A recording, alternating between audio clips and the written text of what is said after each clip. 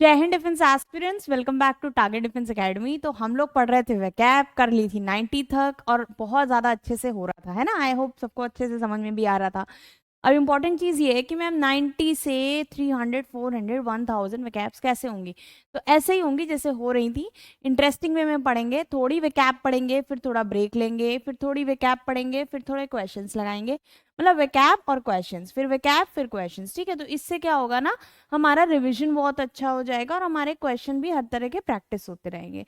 तो जैसे ही हमारा भी अल्फ़ाबेट कौन सा चल रहा है, बी। जैसे ही हम डी अल्फ़ाबेट कंप्लीट करेंगे, ठीक है, हम ऑलमोस्ट 50 क्वेश्चंस लगाएंगे जो कि हमारे प्रैक्टिस के लिए होंगे। फिर हम क्या करेंगे, फिर हम अगेन क्वेश्चंस लगाएंगे, यानी ई अल्फ़ाबेट से एच तक, एंड देन फिर हम अगेन 50 लगाएंगे। तो how many questions like this, round about 600 to 700 questions हो जाएंगे। और उसके साथ साथ जो नॉर्मल वैकैब होगी वो तो होनी है ना। चलो अब शुभारंभ करते हैं। कल जो पढ़ा था, देखो बेटा, अब चूंकि क्वेश्चंस बढ़ रहे हैं ना, हमने कहाँ तक पढ़ा था, 50 से 90 तक कवर किया था। तो रोज पॉसिबल नहीं है कि उतनी उतनी वैकैब दोबारा रिवाइज कराया जाए, but when we will do questions it will be the chance कि आपको वहां अपने चीजों को रिवाइज करने का मौका मिलेगा और नए वर्ड्स भी सीखने का मौका मिलेगा, है ना। तो यहाँ पे भी देखते हैं कि 91 क्या कह रहा है बिना टाइम वेस्ट किए। चलो, पहला वर्ड दिया हुआ है बार्ड। अब ये वर्ड आपने जनरली सुना नहीं होगा, बट ये क्वेश्चन मैंने कहा था प्रोफेशन बेस्ड क्वेश्चंस बहुत ज्यादा इस समय कॉमन हो गए हैं एनडीए में, है ना। क्वेश्चन क्या दिया हुआ है, क्वेश्चन दिया है bard, BARD, that is bard. Bard क्या कह रहा है कि किसी पोएट की बात हो रही है। किसकी बात हो रही है, किसी पोएट की बात हो रही है, ठीक है। तो जब हम पोएट की बात कर रहे हैं तो हमने बोला bard, he is a bard, he is a very good bard, तो ना। तो जबकि जनरली ये सुनते नहीं है, तो ये क्या हो गया, कवि को हमने बोला कि वो बार्ड है। फिर एक दिया हुआ है बेयर फेस्ड, ठीक है। बेयर फेस्ड का मतलब क्या है, जैसे बेयर क्या बोलते हैं, जो चीज ना हो या एग्जिस्ट ही ना करे उसे हम बोलते हैं, एक्सक्यूज मी, उसको क्या कहते हैं, बेयर्ड कहते हैं ना। तो अब इसमें देखते हैं बेयर फेस्ड का मतलब क्या है। बेयर फेस्ड का मतलब होता है कोई शेमलेस है। जैसे मैंने बोला he is bare faced, he is bare face, उसके फेस पे कोई शिकनी नहीं है, बेयर है एकदम फेस उसका। तो इसका मतलब कैसा है, उसका फेस बिल्कुल कैसा है, शेमलेस है, बिल्कुल शर्म नहीं है, बिल्कुल लिहाज नहीं है किसी चीज का, है ना। ठीक है, अब पढ़ते हैं बैरक।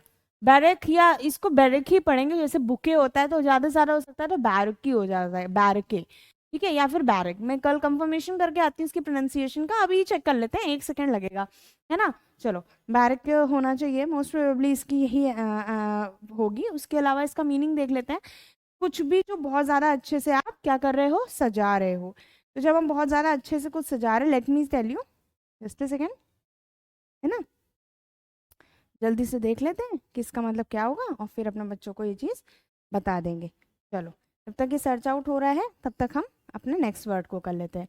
नेक्स्ट वर्ड क्या दिया हुआ है, बैरक। बैरक मतलब क्या होता है, सजा हुआ। कोई चीज़ आपने बहुत ज़्यादा ऑर्नेट कर रखी है या ऑर्नामेंटल बना रखी है। ऑर्नामेंटल मीन्स भी कोई चीज़ सजा देना, है ना, उसको क्या बोलते हैं हम, बैरक बोलते हैं। अब देखते हैं नेक्स्ट क्या दिया हुआ है। नेक्स्ट दिया हुआ है हमारे पास बैरेज। बैरेज का मतलब हमने पहले ही पढ़ा था कि बैरेज मतलब होता है, ऐसे ब्रिज होता है ना, कोई ऐसा ढांचा जो किसी चीज को जोड़ने का काम कर रहा है। तो structure build across a river, तो उसको आप बैरेज भी बोल सकते हो। अच्छा एक बात, बैरेज और ब्रिज में क्या असर है। अब देखिए, 1 सेकंड रुकिएगा, ठीक है। अभी हम देखते हैं कि इसको कैसे करते हैं। देखिए,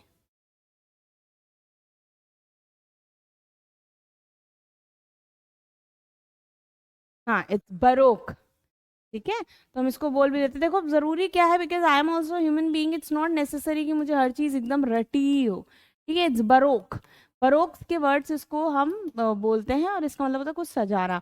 और ये फ्रेंच वर्ड है, ठीक है, it is a French word.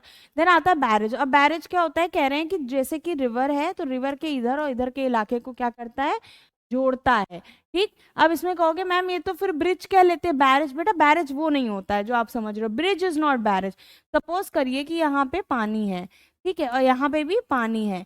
तो यहाँ पे जो छोटा सा रास्ता है बीच में, है ना, एकदम जैसे नहर होती है तो नहर से ढलांग नहीं जाती है, पानी नीचे जा रहा है, हल्का सा एक रास्ता जा रहा है ऊपर से, हल्का सा, जो कि क्या है, एक तरह से करेक्टर ना बोल के हम कहेंगे कि वो रोड ही जा रही थी, उस पार भी पानी बह रहा है इस पार भी। तो वो हो जाता है हमारा बैरेज, बांध के रूप में बोलेंगे, ठीक है। नेक्स्ट हमसे क्या आ जा रहा है, बिलाइन। बिलाइन मतलब जब हम किसी सीधी रेखा को या फिर खींचते हो। तो अगर मैं किसी सीधी रेखा को खींचूं, इसका मतलब मैं बहुत डायरेक्टली मैंने यूं किया लाइन खींच गई। तो उसको हम कैसे डिनोट कर लेंगे कि भाई जब हम किसी चीज को ऐसे सीधे रास्ते पे जा रहे होते हैं ना, तो उसे हम बोलते हैं डायरेक्ट या बहुत जल्दी पहुंचने वाले रूट पे। ठीक है, अब आगे देखते हैं क्या दिया हुआ है। एक बार फिर से यहाँ पे समझ लेते हैं कि कैसे समझना है। बार्ड मतलब क्या होता है? बार्ड मतलब होता है कवि, यानी कि जब कोई अच्छी कविता लिखता है या किसी तरह की चीजें लिखता है तो उसे कवि बोलते हैं। बेयर फेस्ड क्या होता है? बेयर फेस्ड जिसको शर्म नहीं है, मतलब चेहरे पे कोई शिकन नहीं है, बेयर फेस्ड रहता है हमेशा, वो क्या हो गया? शेमलेस। फिर हमें क्या दिया है? बेरेक। हमने क्या पढ़ा था इसका? बरोक। बरोक मतलब किसी चीज को खूब सुंदर सा आप सजा दोगे। जैसे अभी आप एज अ ह्यूमन बीइंग, मैं यहाँ पे खड़ी हूँ, मैं यहाँ पे दुपट्टा ले लूँ, है ना, यहाँ पे अच्छे से एकदम क्या बोलते हैं उसको, nail paint and everything that जो भी लगाती हैं लड़कियाँ, मतलब obviously I am a girl but एक बात की बात बता रहे हैं, I don't use these things. ठीक, तो उसे क्या बोलते हैं हम कि वो चीज सजी हुई है या हाईली ऑर्नेटेड है। फिर हमें दिया हुआ है बैरेज। बैरेज मतलब जैसे दो पानी के इलाके हैं तो उनके बीच में जो बांध है हम उसे क्या बोलेंगे? That is structure built across a river, right? Now coming to the next section we have beeline. beeline का मतलब क्या होता है? जब हम किसी सीधे रास्ते को यूज कर रहे हैं किसी काम के लिए तो हम उसे बोलते हैं beeline। चलो अब नेक्स्ट पढ़ते हैं। नेक्स्ट क्या दिया हुआ है? baggage। what is baggage?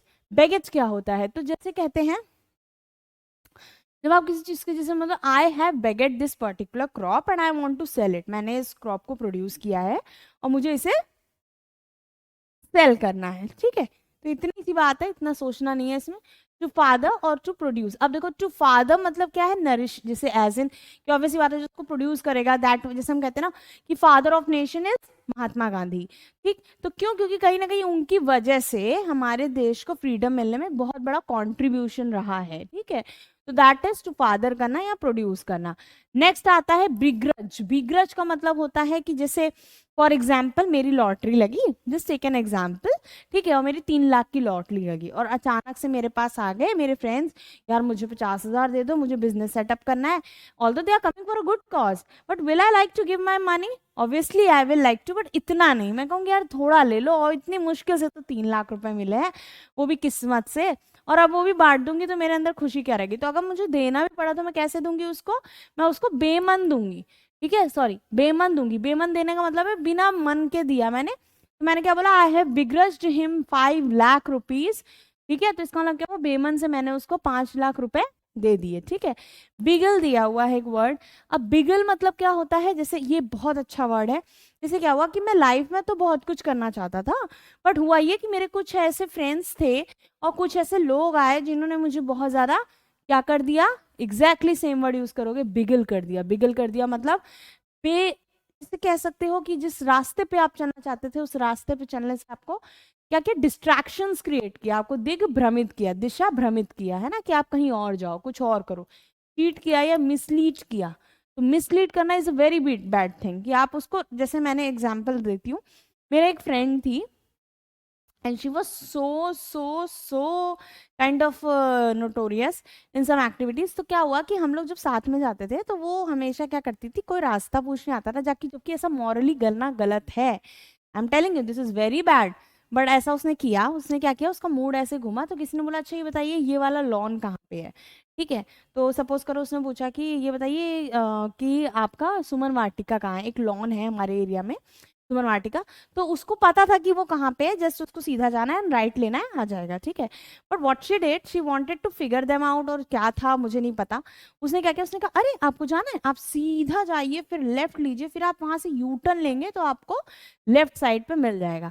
Now she told exactly to the opposite direction, और वो फिर ऑब्वियसली गलत चीज थी। तो यानी उसने उनको किया क्या? उसने उनको मिसलीड किया या चीट किया, धोखा ही तो दिया। अब वो बाद में जब पहुंचे होंगे तो उनको याद आ रहा होगा कि वो शक्ल मिल जाए बस एक बार, है ना। चलो नेक्स्ट देखते हैं क्या दिया हुआ है, बीहम। अब देखिए बहमोत। अब बहमोत का मतलब क्या हो जाता है, ये बहुत इंपॉर्टेंट है। मतलब क्या होता है कि कोई क्रिएचर है, ठीक है, कोई पर्टिकुलर क्रिएचर है एंड वो बहुत बड़ा है।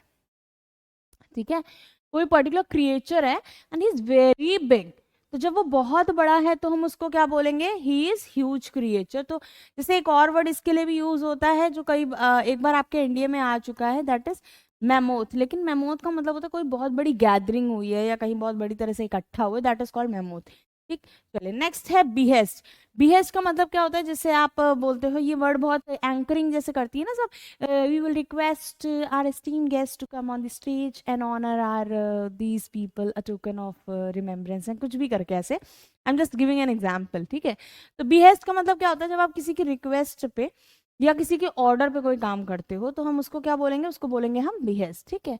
आगे बात समझ में, चलो। अभी आप कहोगे मैम आप सेंटेंस नहीं बता रही, नहीं बताऊंगी, क्योंकि मैंने ये रियलाइज किया कि जब मैं सेंटेंस बता देती तो उसके बाद जब नेक्स्ट पढ़ते हो पुराना स्टाफ, इसीलिए पहले हम पढ़ेंगे, देन हम अपने सेंटेंस की फॉर्मेशन करेंगे धीरे धीरे, है ना। अब हमारा 100 कंप्लीट हुआ है तो हम एक काम कर सकते हैं कि हम पहले उन 5 सेंटेंसेस पे कुछ बना लें ताकि हमें वो याद हो जाए। तो चलो खेलना शुरू करें अपना गेम जिसमें हम बहुत सारे सेंटेंसेस बनाते थे। आ जाते हैं, हमारा जो पहला सेंटेंस है वो ये बनेगा,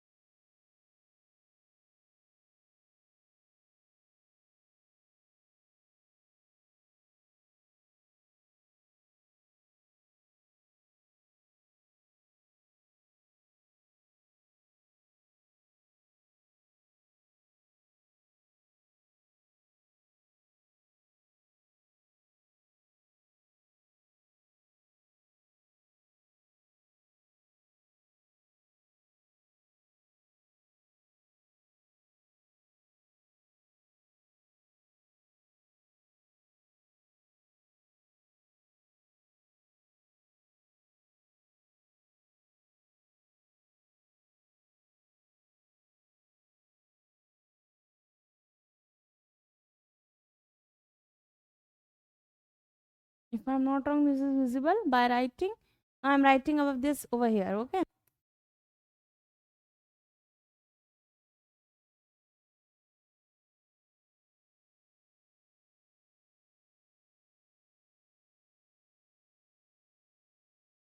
नाउ सी, ये बहुत इंटरेस्टिंग सेंटेंस है, अब इसको समझना कैसे ये भी उतना इक्वली इंपॉर्टेंट हो जाता है। अब मैं पहले वर्ड्स हाईलाइट कर लेती हूँ सो दैट आपको किसी तरह की प्रॉब्लम ना हो समझाने समझने में कि वर्ड्स कौन कौन से हैं जो आपको सुनने हैं या देखने हैं, है ना, ठीक है। अब अगर मैं एक छोटे से बच्चे को दूं, जिस पर्टिकुलर बच्चे ने बिल्कुल भी वोकैब नहीं पढ़ी और मैंने जो वर्ड्स बताए वो नहीं सुना है, वो समझ नहीं पाएगा, क्या उसको भनक नहीं लगेगी कहना क्या चाह रहा है, बहुत ही ऊपर ऊपर से समझ पाएगा कुछ वर्ड्स की वजह से, बाकी उसको पूरा स्किप होगा कि ये पूरा आइडिया रिवॉल्व किसके अराउंड कर रहा है। तो हम इसको देख लेते हैं। हमने जो सेंटेंस बनाया वो क्या बनाया, he was such a bare faced that he used to always insult Bard and said that they always barrack poem with vocab and take beeline to rule people hard by writing near the barrage close to nature. Now this is such a heavy sentence or entire paragraph कि किसी भी बच्चे के लिए जिसकी English speaking skills बहुत sharp है, he will also not be able to comprehend the content. Why? क्योंकि उसके पास vocabulary नहीं है, उसके पास vocabulary का एक इंडेक्स, एक पूल नहीं है जिससे कि वो उसको समझ पाए। तो चूंकि हमारे पास है और हमने पढ़ा है तो हम इसको सिवाइज करेंगे, ठीक है। He was such a bare faced that, वो इतना बड़ा बेशरम था, ठीक है, इतना बड़ा बेशरम था, दैट, तो बेशरम हो गया, that he use to always insult bard, इतना ज्यादा बेशरम था कि वो हमेशा जितने भी कवि थे उनकी हमेशा इंसल्ट करता रहता था। क्या करता रहता था? इंसल्ट करता रहता था, किसकी? कवि की, that is bard. And said that they always baroque poem, और उसने क्या बोला कि दे ऑलवेज बरोक पोयम, तो वो हमेशा उनकी इंसल्ट करके क्या कहता था कि वो हमेशा पोयम को बरोक कर देते हैं। बरोक कर देते हैं मतलब सजाने की कोशिश करते हैं। किससे सजाने की कोशिश करते हैं? विद वेकैब, वेकैब इज वेकैबलरी, वो हमेशा पोयम को बरोक करते हैं यानी सजाने की कोशिश करते हैं वेकैबलरी से, ठीक है। And take be line to rule people's heart, और एक सीधा रास्ता ढूंढते हैं जिससे कि वो लोगों के दिलों पे राज कर सके। नाउ सी कितनी प्यारी लाइन उसने बोली, लेकिन वो उसको मजे में बोल रहा है, मजे में समझ रहे हो, मतलब कमेंट फॉर्म में बोल रहा है कि अच्छा इसीलिए तो वैकैब डालते हैं ताकि लोग जो है इनसे पसंद करने लगे, है ना।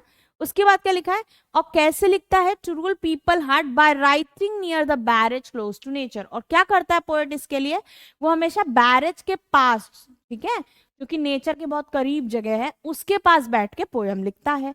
तो बैरेज हमारा क्या था, जब किसी रिवर के बीच में कोई ऐसी चीज हो जो दो हिस्सों को जोड़ रही हो, that is known as barrage. तो ऑब्वियसली क्लोज टू नेचर है, ठीक है। जैसे हम एक एग्जांपल लेते हैं, हमारे वहाँ एक मंदिर है हनुमान सेतु, तो वहां उसकी इस तरफ गोमती है, इस तरफ गोमती है, गोमती रिवर आपको पता होगा, गंगा की ट्रिब्यूटरी है, ठीक है। तो वहां पे जो वो एरिया है, वो पर्टिकुलरली बैठ के अगर कोई दोनों तरफ का पानी देख रहा है, कोई पोयम लिख रहा है, तो that is what is known as कि वहां पे बैरेज पे है वो, ठीक है। चलो अब आगे देखते हैं क्या दिया हुआ है, एक बार फिर से देख लेते हैं क्या था कि उसने बोला he was such a barrage, sorry he was such a bare faced, वो इतना बेशरम था that he use to always insult bard, कि वो कवियों की हमेशा डिसरिस्पेक्ट करता था, बेइज्जती करता था। And said that they always baroque, और ये कह रहे थे कि वो हमेशा बरोक करते हैं, जो कवि होते हैं वो बरोक करते हैं, मतलब सजाते हैं पोयम विद वेकेबलरी, पोयम को वेकेबलरी से सजा देते हैं। एंड टेक बी लाइन, और एक सीधा रास्ता ढूंढते हैं टू रूल पीपल हार्ट, लोगों के दिलों में राज करने का। कहाँ बैठ के वो पोयम लिखते हैं, bye writing near the barrage, barrage के पास जो कि नेचर के क्लोज है। बैरेज एक पानी के बीच में, दो पानी के एरिया के बीच में जो एक कनेक्टर होता है, उसे बैरेज बोलते हैं। That is what is taught, है ना। चलो आई होप अब इसमें कोई दिक्कत नहीं होगी, आप भी चाहो बेटा तो बहुत स्लो स्लो इसीलिए चल रहे हैं कि आपकी जो विकेबलरी हो ना वो एकदम यहाँ हो, यहाँ पे, ठीक है। चलो नेक्स्ट वर्ड क्या दिया हुआ है, इसको भी देख लेते हैं। नेक्स्ट वर्ड दिया था बिगेट, अब हम इससे बनाएंगे कहानी, और कहानी आप भी बना सकते हो, इट्स नॉट लाइक कि मैं यहाँ खड़े होकर बना रही हूँ। अगर आपको लगता है कि अच्छा मैं इसको इस तरह से बना के कहानी में कन्वर्ट करूंगा तो करूंगी, तो क्रिएटिव भी हो जाओगे, और अपनी बनाई चीज और अच्छे से याद होती है, दूसरों की तो अच्छी से रहती है लेकिन अपनी और अच्छे से याद रहती है। अब इससे हम क्या बना सकते हैं, देखते हैं किस किस तरह के शब्द यूज किए गए हैं और क्या स्टोरीज के आसपास बन सकती है ना। हम्म।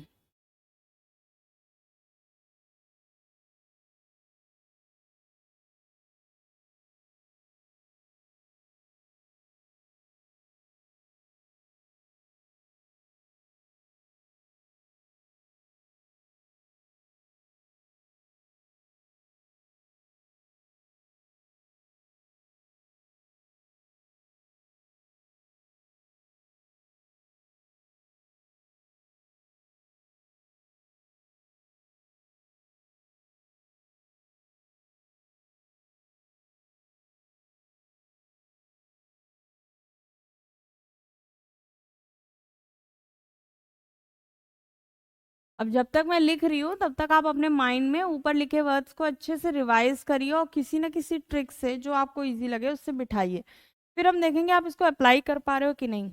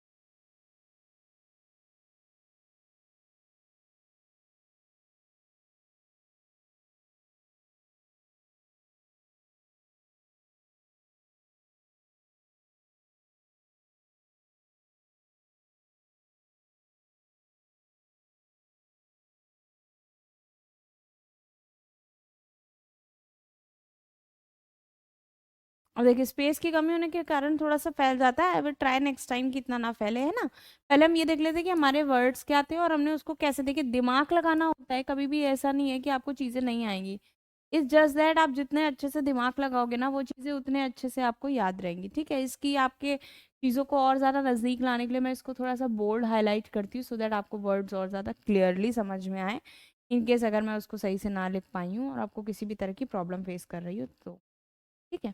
अब देखिए बहुत प्यारा सा सेंटेंस मैंने लिखा है, ठीक है। अगर आप इसको रीड करो तो बहुत बड़ी बात नहीं बोली गई है। क्या बोला गया है?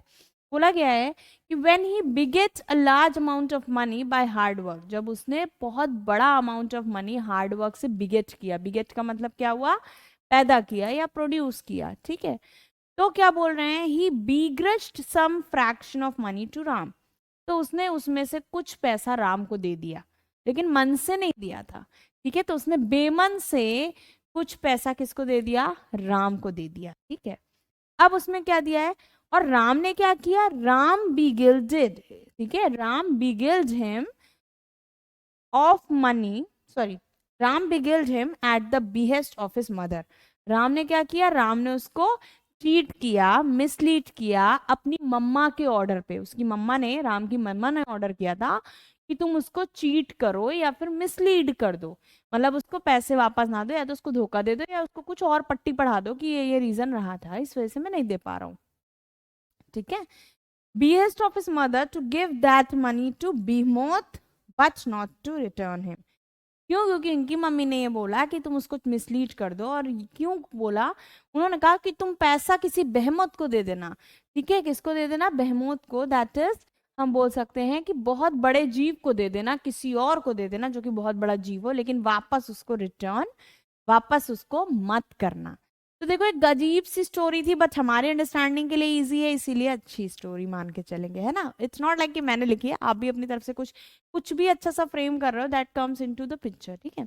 चलो अब इसको समझ लेते हैं। तो हमने इससे, हमसे क्या बोला गया कि when he beget a some amount of money, जब उसने एक अमाउंट ऑफ मनी बिगेट किया, प्रोड्यूस किया, तो उसने क्या किया? उसने कुछ फ्रैक्शन ऑफ मनी अपने दोस्त को बेमन दे दिया। तो बेमन दिया मतलब बीग्रज्ड होके दिया, बहुत ही बीग्रज्ड होके दिया, ठीक है। उसके बाद some fraction of money to Ram and Ram beguiled him at the behest of his mother. Ram ने क्या किया? बीगिल्ड कर दिया उसको। राम ने बिगिल्ड कर दिया का मतलब क्या होता है? कि राम ने उसको धोखा दे दिया, मिसलीड कर दिया पैसे देने में। क्यों किया? Eight the behest of his mother, क्योंकि उसकी मदर ने उससे रिक्वेस्ट किया था, उससे निवेदन किया था कि आप ऐसा करो, या फिर ऑर्डर दिया था, है ना, his mother to give that money to behemoth. तो क्योंकि उनकी मदर ने कहा कि उसको नहीं देना है वापस, तुम्हें किसको देना है? मनी बेहमोत को देना है। अब बेहमोत कौन है? एक ह्यूज क्रिएचर है, उसको देना है, लेकिन वापस से उसे रिटर्न नहीं करना। मतलब तुम बेहमोत को दे दो, एक बड़े क्रिएचर को दे दो, लेकिन वापस उसको पैसा रिटर्न मत करना। तो यहाँ मम्मा थोड़ा सा नेगेटिव रोल में आ गई, लेकिन ठीक है, पिक्चर है, कभी कोई रोल में होता है, कभी किसी रोल में होता है, ठीक है। बट रियलिटी में मदर्स आर ऑलवेज बेस्ट। चलो आई होप चीज़ें क्लियर हो गई होंगी। अब हम अगर इसको पढ़ें तो आप देखिए बिना इतना टेंशन लिया आप पढ़ लोगे, ठीक है। मैं खाली इन वर्ड्स को देख रही हूँ और मैं उस बेसिस पे आपकी अंडरस्टैंडिंग बना रही हूँ। देखिए बिगेट मतलब क्या था? मैं स्क्रीन पे देखूंगी, आप आंसर करना, ठीक है। हमारे पास जो पहला वर्ड था वो क्या था? बिगेट था। बिगेट का मतलब क्या था? कि जब हम किसी चीज को प्रोड्यूस करते हैं। उसी तरह से हमारा जो दूसरा वर्ड था वो क्या था? वो था बीग्रज। बीग्रज का मतलब क्या होता है? जब हम क्या कर रहे हैं? किसी को अनविलिंगली पैसा दे रहे हैं, मन नहीं कर रहा लेकिन दे रहे हैं, ठीक है। उसके बाद हमें क्या वर्ड दिया हुआ? हमें दिया हुआ है बिगाइल। बिगाइल मतलब या बिगल मतलब क्या हो गया? कि हम किसी को धोखा दे रहे हैं, किसी को गलत बता रहे हैं, गलत रास्ता दिखा रहे हैं, दिशा भ्रमित या दिग्भ्रमित कर रहे हैं। Then we have behemoth. Behemoth क्या कहता है? बिहीमोथ कहता है कि कोई बहुत बड़ा क्रिएचर है, तो हम उसे बिहीमोथ बोलेंगे। And last but not the least, behest मतलब होता है जब हम किसी की रिक्वेस्ट पे या किसी के ऑर्डर पे कोई काम करते हैं। तो याद हो गया अच्छे से। तो पहले तो कॉन्ग्रेचुलेशन, ठीक है। हम छोटा सा यहाँ पे आपके लिए एक वो कर देते हैं,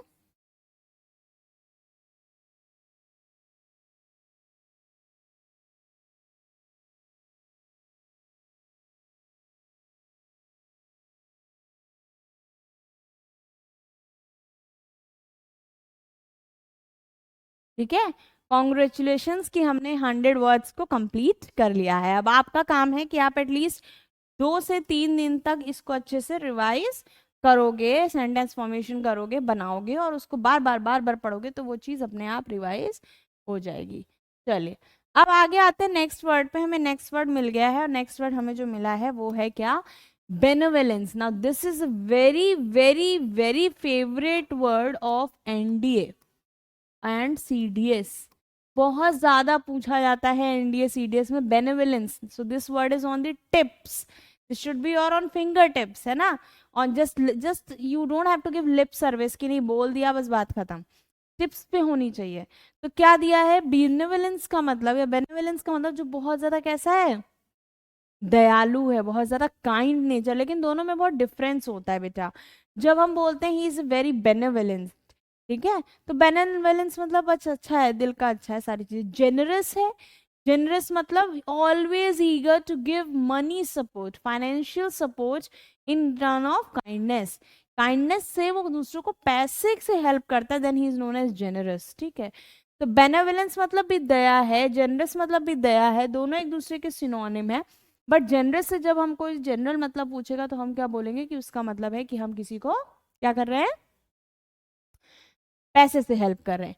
देन बीट्रे, ये भी बहुत फेमस वर्ड है। बीट्रे का एक और वर्ड मैं आपको दे देती हूँ यहीं पे, that is deceit. Deceit word अगर कोई बोल रहा है, चीट बोल रहा है, मिसलीड बोल रहा है, बिगल बोल रहा है, तो दीज ऑल वर्ड्स मीन कि आप किसी को क्या कर रहे हो? धोखा दे रहे हो। तो टू बी डिसलॉयल और डिसीव, तो डिसीव से ही बना है डिसीट, ठीक है। चलिए अब नेक्स्ट वर्ड देख लेते हैं क्या दिया हुआ है। नेक्स्ट वर्ड दिया हुआ है ब्लैक गार्ड, ठीक है। अब black guard is a very interesting word, ठीक है। तो बैक लाइक इस तरह से बोला कि तुम ना बहुत ही इररिस्पॉन्सिबल सिटीजन हो क्योंकि तुम एक ब्लैक गार्ड हो। क्यों? क्योंकि वो इंसान जो मॉरली सारी चीजें गलत करता है। तो हम अपनी लैंग्वेज में अगर एक स्लैंग लैंग्वेज बोले जो हमारे आसपास यूज करते हैं तो वो क्या होती है? हम बोलते हैं कि बहुत आवारा लड़का है, बस इधर उधर देखोगी तुम इसे, कोई भी कंस्ट्रक्टिव कोई भी अच्छा काम अपनी लाइफ में करता हुआ नहीं देखोगे आप। तो that is what we say it as what? As blackguard, ठीक है। अब उसके बाद नेक्स्ट दिया हुआ है ब्लेटेंट। अगेन बहुत इंपॉर्टेंट वर्ड है ब्लेटेंट। हमसे क्या कहता है?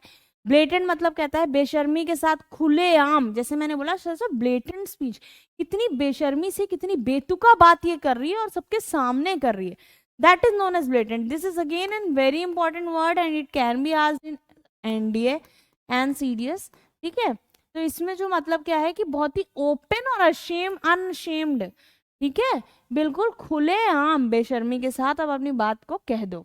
Then it is blister. Blister होता है जब आपके चेहरे पे या बॉडी पे फफोले पड़ जाते हैं या बड़े बड़े ऐसे दाने निकल आते हैं या छोटे छोटे पानी भर जाता है जिसमें, उसे हम बोलते हैं blisters. This is was swelling on the skin. तो हमने पढ़ लिए 5 वर्ड्स इंपॉर्टेंट। 105 तक कहीं ना कहीं वो बड़ी जर्नी थी नहीं, 15 वर्ड्स थे, कोई बहुत बड़ी बात नहीं थी, बट अच्छा ये है कि हम उसको कवर कर ले रहे हैं ना। अभी हम इसकी सेंटेंस फॉर्मेशन करेंगे, तब तक के हम आपसे ब्रेक लेते हैं छोटा सा, और उसके बाद जब नेक्स्ट वीडियो आएगा तो उसमें आपको थोड़ा सा लेंदी में ये चीज़ें डिटेल में मिलेंगी। टिल दैट टाइम जय हिंद, जय Bharat. I hope you enjoyed it, ठीक है, थैंक यू।